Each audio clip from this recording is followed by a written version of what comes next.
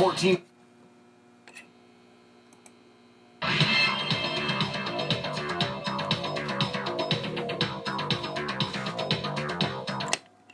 Tri-City Sports Now, you got Billson here, Marky Billson. So I want to remind everybody, Ron Neckeye on tomorrow's show, as well as Jake Hubbard, the University High basketball player going to play football at Southern Virginia. Now, that's quite a story. Hasn't gotten reported that much. It's gotten reported, but I'm looking real forward to interviewing Jake Hubbard, as well as the legendary Ron Neckeye. 27 strikeouts in a game in the Appalachian League, and he went right to the majors. Well, he did take a stop at another minor league team, but nevertheless. So we're going to talk about that today. Didn't get the chance to talk that much about the Otters. I want to sort of contact their management a little bit more before we do that. By the way, Friday, of course, we always talk to Josh Brown. We talk to Jerry Bonkowski. We'll also talk to Adam Nelson of HoopDirt.com. Always love talking to him. The thing about Adam, why we're bringing him in, and of course he's just up to date on all the basketball coaching moves. I mean, if it's at an NAIA school, he's got it. But it's Juwan Howard getting the job at Michigan, which was off of everybody's radar. But here's the deal. It seems like the coach is now the legendary player. Oftentimes, not necessarily with as much dues paying as a coach as some might wish you to have. Take the case of Penny Hardaway, who came right from a high school, which traditionally I say, no, no, no. Bob Wade, no. Jerry Faust, no.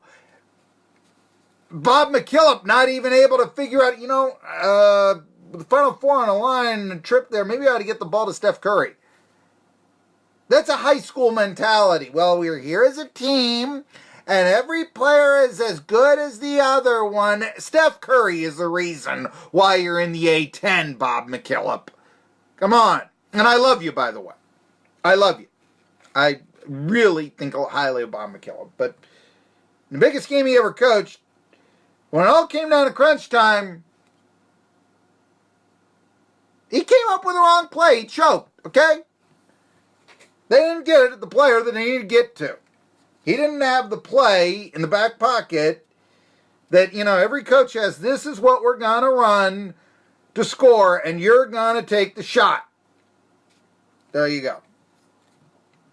Especially in the modern day athlete, and how, as disappointing as it is that Abdubel Herrera was arrested for domestic violence, the Phillies outfielder, who's having a kind of Phillies type year, 222, but hey, he's hit a few bombs.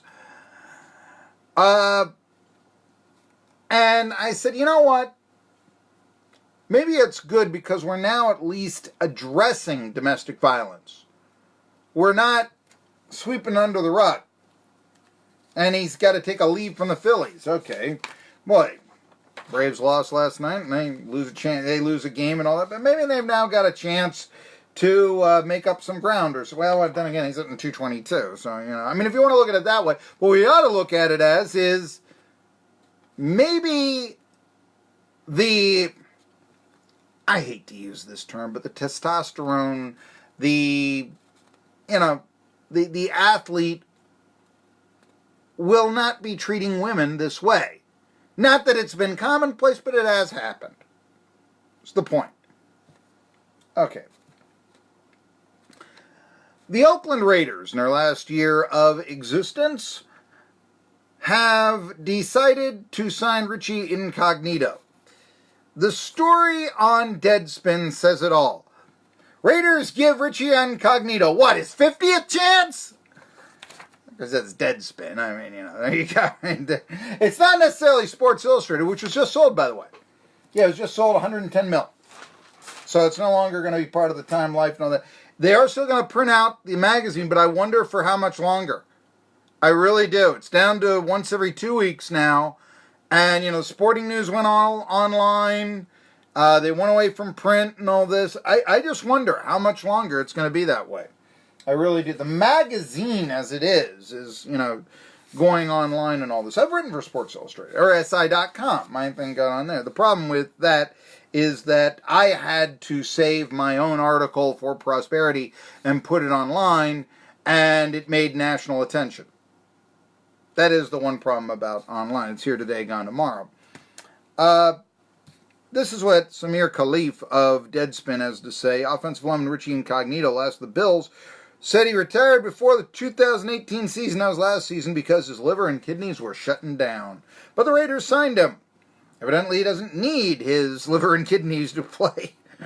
Or he was being disingenuous, much like, I don't know, Will Wade over at LSU, or much like anybody who works for the Los Angeles Lakers. I might be going with that here in a second. Anyway,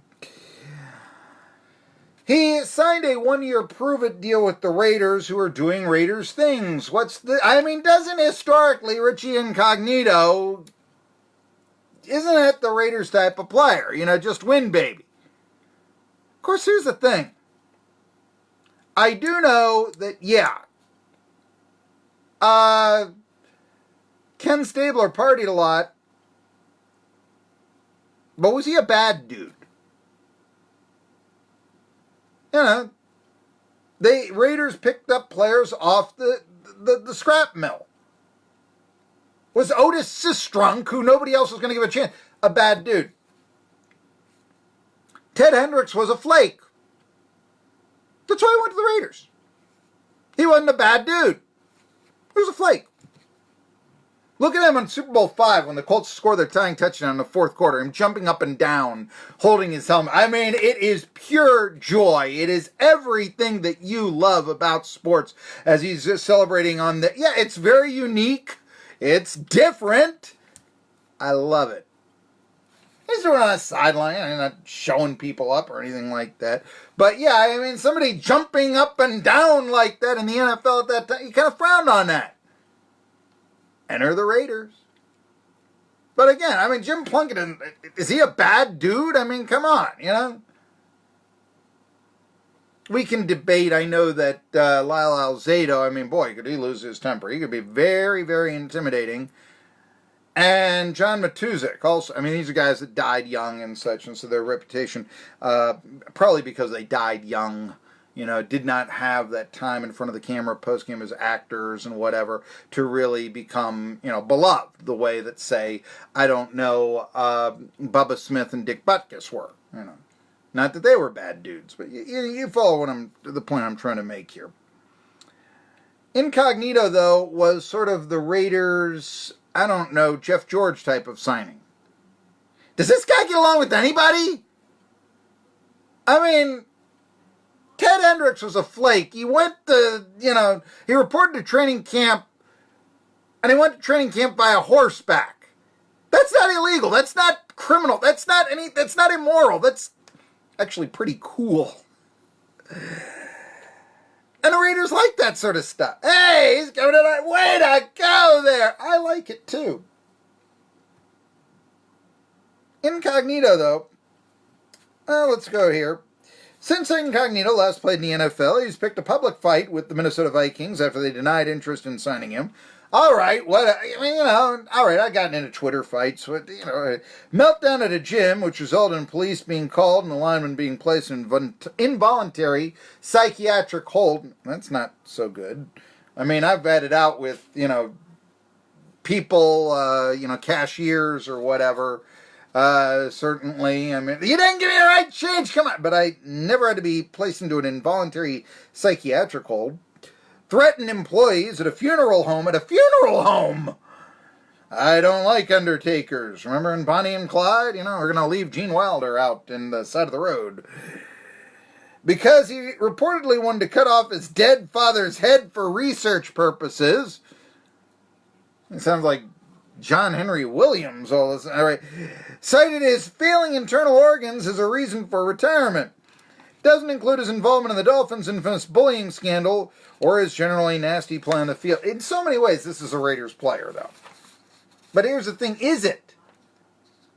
Like I said, Otis Sistrunk, he's from the University of Mars. He's got a bald head. He looks weird. So what? Not a criminal? I better make sure. Has anybody got a criminal record? I have no reason to believe that he would be. I'm believing it. Well, anyway, but, that was the Raiders of the old days. That's when they won 11 games every year. Now the Raiders lose every year. Yeah, They say, well, we give people second chances here. But I think the deal is, modern day NFL doesn't really care if you jump like a stork on a sideline after your team scores a touchdown in the Super Bowl. I mean, it's not really any different than Peyton Manning in his luxury box going nuts when little brother beats the Patriots. Remember that? But Richie Incognito, boy, the Raiders, it does get down to be kind of like what sometimes I get upset with the Steelers about, or any number of teams. Boy, any piece of garbage that comes down the pike, you gotta sign them. Only problem is they're going out of their way to sign Incognito. I mean, there was a demand for this guy? No, not at all. Now, Antonio Brown, he had some comments to say recently, like, I'm an Oakland Raider, and I'm happy to be here. I'm extremely excited to be here. Obviously, it's a challenge. I'm embracing the new, excited about the opportunities to put my condition on display and working my mentality to learn the plays and take it all in. Now, I don't believe that Antonio Brown, I'm not putting him in a criminal. Obviously, he couldn't get along with Ben Roethlisberger anymore. Here's what he's talking about, getting along with Derek Carr. We're here putting in work, communication from the meeting room, communication from the field, and just a lot of preparation and a lot of work in the details. And what does Antonio Brown say? It's camaraderie is the key. Well, camaraderie is key. You know, any team, you need camaraderie to win, to know the guys and have their back. So that's what we are here today, build camaraderie, show the guys what I'm about, and continue to build it. Of course, it's a one-year show-me deal kind of thing with Incognito. But if camaraderie is the key, why do you sign a player who once was cut for bullying? That doesn't make any sense. Now, you get these people that come out and they say, Colin Kaepernick can't get a job, but Richie Incognito can. Who's the deal with that? It's because Richie Incognito is a better lineman than Colin Kaepernick was a quarterback. Anyway, look how the Niners went.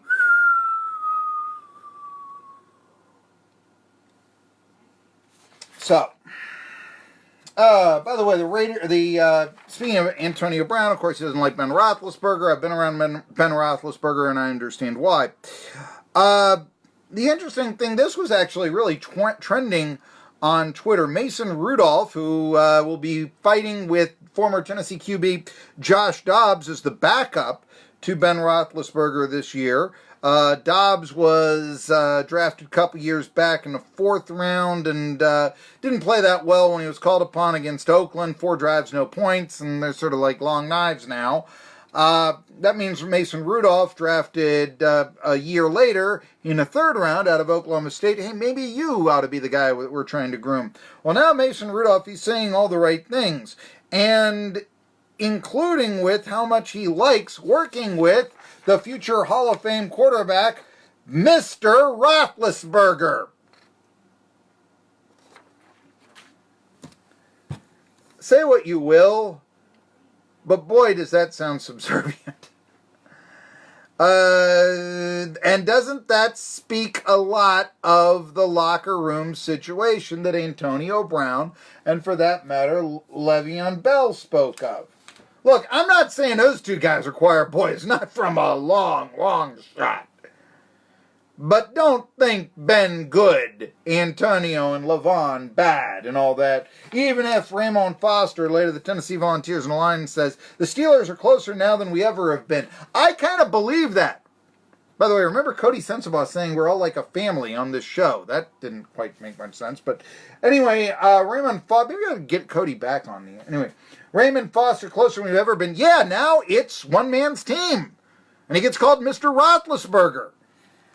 Maybe that's some hope for Josh Dobbs. Of course, he likes to call people sir and mister and all that. Nothing wrong with that. It's just your own teammate. I mean, wow, I thought you'd be equals, you know? See you tomorrow. 20 WEMB.